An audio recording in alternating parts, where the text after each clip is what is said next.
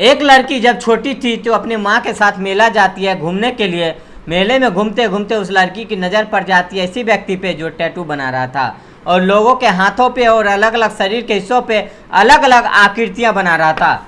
और उस छोटी सी बच्ची ने माँ से जिद करने लगी कि मुझे भी टैटू बनवाना है। और जब जिद कर रही थी तो माँ ने बोला ठीक है बनवा लो, लेकिन ऐसा बनवाना जो अच्छा लगे, क्योंकि ये निशान जो लिखते हैं बनवाते हैं आकृति वो पूरी ज़िंदगी भर तक मिटती नहीं है, शरीर के साथ ही जाती है। जब माँ ने यह बात समझाई तो बेटी ने बोला ठीक है मैं अपने हाथों पे ओम गुदवा लेती हूँ, क्योंकि ओम का निशान हमेशा बना रहेगा। जब वो अपने हाथों पे ओम गुदवा रही थी तो उसकी नज़र पड़ती यानी कि बनाने वाली की नज़र पड़ती है उस नाखून पे, और नाखून को देख के कहता है वो कि तुम्हारे नाखून दूसरों के नाखून से अलग है, और बस उसकी ये पहचान बन जाती है उसके हाथ पे बना हुआ ओम का निशान और साथ ही नाखून। कुछ साल बीत जाता है, पढ़ लिख के वो लड़की पुलिस में भर्ती हो जाती है और एक दिन अखबार में प्रकाशित होती है कि वो लड़की गायब हो जाती है अचानक से।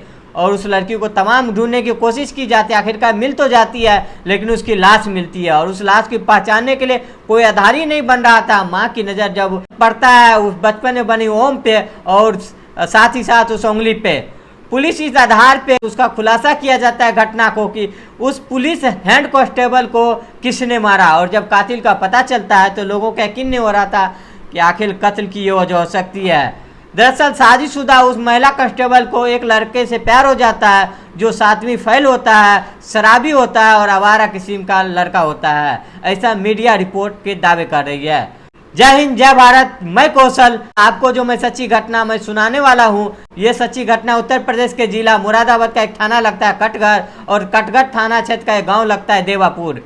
देवापुर के जंगल में कुछ किसान अपने अपने खेत में काम कर रहे थे। वहाँ से रामगंगा नदी बहती है और उधर साइड से हवा चलती है तो दुर्गंध आने लगती है। खेतों पे काम करने वाले किसानों को तकलीफ हो रही थी कि आखिर ये दुर्गंध आ कहाँ से रही है।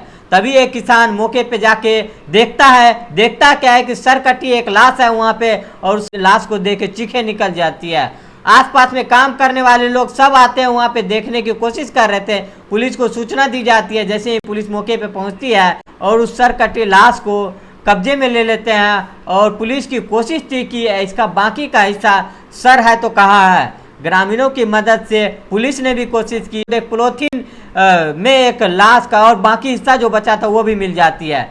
किसने की हत्या, क्यों किया है, बहुत सारे सवाल थी। पुलिस इसकी जांच पड़ताल में जुट जाते हैं, कई घंटे बीत जाती है, पुलिस को नई सफलता मिलती है। तो अलग अलग व्हाट्सएप ग्रुप या अलग अलग सोशल मीडिया हैंडल पे, जो फेसबुक हो या चाहे ट्विटर हो, ये अपने पे उस पर अपलोड करते हैं और देखते हैं कि कहीं से जो है ये सूचना मिल सके कि कोई महिला गायब तो नहीं हुई है, क्योंकि लाश जो बताई जा रही थी 5 या 6 दिन पुरानी बताई जा रही थी।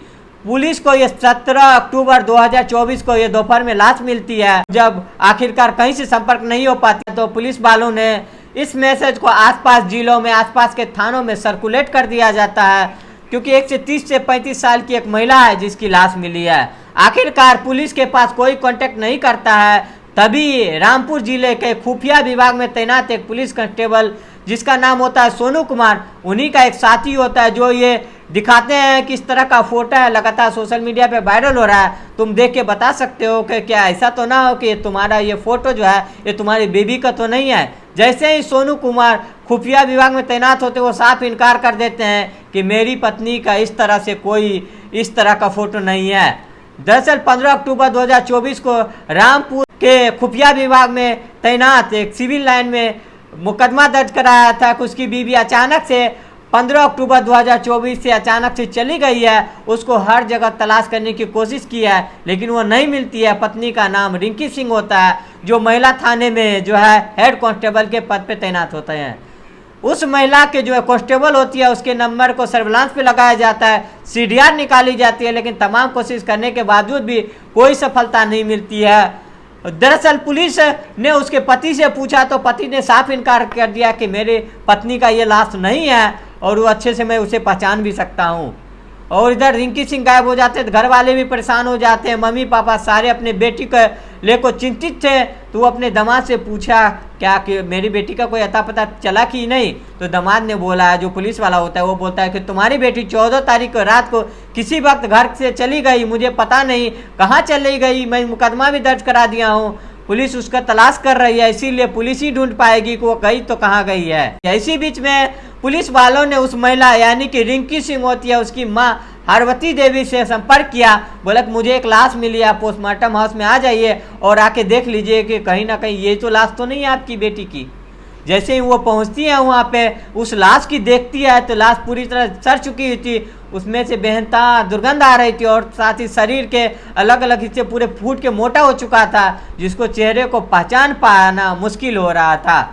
तभी माँ के दिमाग में ख्याल आता है कि बचपन से कहानी याद आई कि जब वो मेले में जाती है तो वो ओम गुदवाती है और साथ ही उंगली के जो नाखून जो अलग थे वो अलग किस्म के थे। तो माँ ने पुलिस वालों को बताया कि ये मेरी ही बेटी है, ये कोई और नहीं। इसी बीच में पुलिस को शक होता है एक व्यक्ति पे, उसको हिरासत पे लिया जाता है। उसी के गांव का एक लड़का होता है, उस लड़के को जब पोस्टमार्टम हाउस में बुलाया जाता है तो बोलता है कि तुम इस लाश को पहचान सकते हो किसकी लाश है। उस लड़का भी स्वीकार कर लेता है कि ये लाश किसी और की नहीं बल्कि रिंकी सिंह की लाश है। रिंकी सिंह की किसी ने सर काट के रामगंगा नदी के किनारे फेंक दिया, किसने हत्या की थी। पुलिस इसी मामले को जांच में जुटी हुई थी। इस लाश को परिवार वाले के लोग ने पहचान लिया, गांव वाले ने पहचान लिया, लेकिन पति नहीं पहचान पा रहा था। क्यों नहीं पहचान पा रहा था? ये पुलिस वालों को उस पर शंका होता है, परेशानी होती है। तो यानी कि उस व्यक्ति जो खुफिया विभाग में तैनात पुलिस डिपार्टमेंट में होता है, सोनू कुमार को पुलिस ने हिरासत में ले लेता है और हिरासत में लेने के बाद सख्ती से कार्रवाई की जाती है।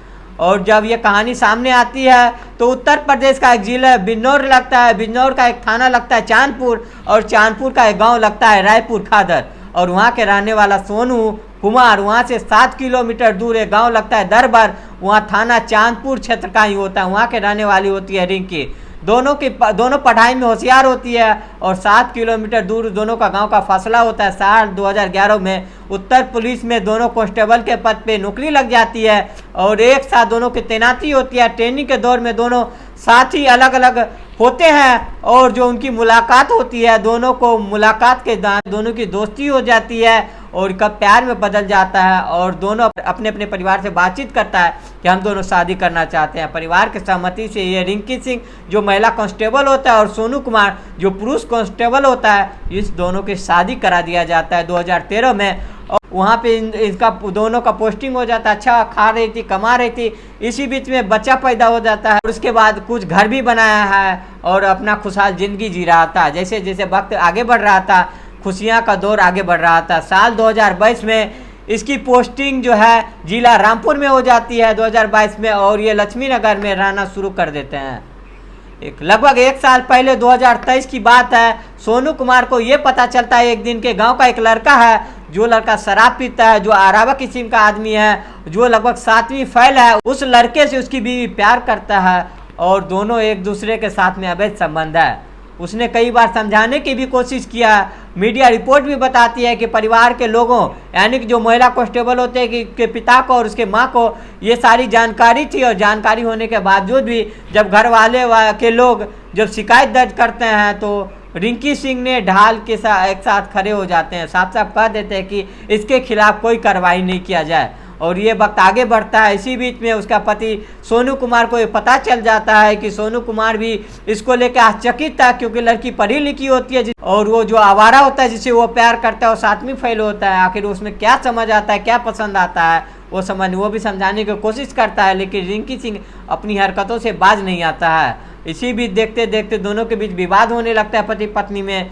2 बेटे भी थे, नौकरी भी अच्छा खासा ठीक ठाक चल रहा था। इसी बीच में जो सोनू होता है, सोनू कुमार की मुरादाबाद ट्रेनिंग एकेडमी में ट्रेनिंग होता है 1 महीने की और वो वहाँ पे चला जाता है। इसी बीच में रिंकी सिंह ने 1 महीने की छुट्टी लेने के बाद और उसको मौका मिलता है जब तो अपने प्रेमी से मिलता जुलता है। और इसी बीच में सोनू कुमार को पता चलता है कि उसकी पत्नी लगातार मिल रही है और 14 अक्टूबर अचानक ज्वाइन करना तो उसकी छुट्टी पूरी हो रही थी, दोनों की छुट्टी पूरी होती। इसी बीच में इसकी कहासुनी होती है। ये सारी कहानी अपनी बहनोई जो सोनू कुमार होता है उसका बिरजलाल और बंटी उसको बुलाता है अपनी बहनोई को और उसको कहानी सारा बताता है। 14 अक्टूबर 2024 को इसे गुस्सा आता है और इसे अपनी पत्नी को गला काट के हत्या कर देता है और हत्या करने के बाद उसका गुस्सा शांत नहीं होता था। धारदार हथियार से जब तक रेतता रहता है तब तक कि उसकी गर्दन उसकी सर दोनों अलग ना हो जाता है। उसके बाद होश आता है कि उसने क्या अपराध कर दिया है।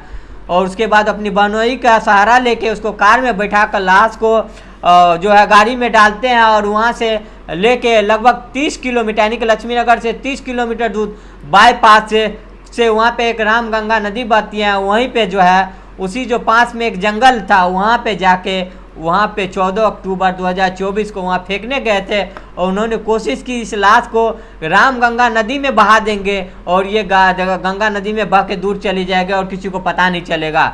लेकिन रात के अंधेरे में इतना डर जाता है कि उस लाश को पानी में फेंकने के बजाय किराने पे फेंक के चला जाता है और जब 2-3 दिन बीत जाता है तो किसानों को उसकी लाश मिलती है। पुलिस इस लाश को कब्जे में लेती है और उसके बाद स्नातक करने के बाद वो पकड़े जाते हैं। पुलिस ने इन जो पुलिस वाले जो कांस्टेबल होते हैं खुफिया विभाग में सोनू कुमार उसको गिरफ्तार कर लिया जाता है, साथ ही उसकी बहनोई को भी गिरफ्तार कर लिया जाता है और जिसको शक किया जाता है जो गांव का लड़का है उसको भी हिरासत में लेता है, उससे पूछताछ करती है।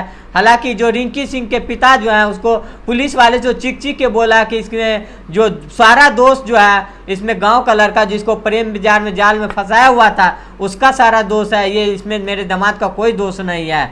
लेकिन पुलिस कांस्टेबल सोनू कुमार ने अपने बहनोई के साथ मिलकर अपनी पत्नी यानी कि रिंकी सिंह का कत्ल किया है, उसकी लाश को उन्हें ठिकाना लगाया। पुलिस ने इन्हें गिरफ्तार कर लिया, गिरफ्तार करने के बाद जेल भेज दिया।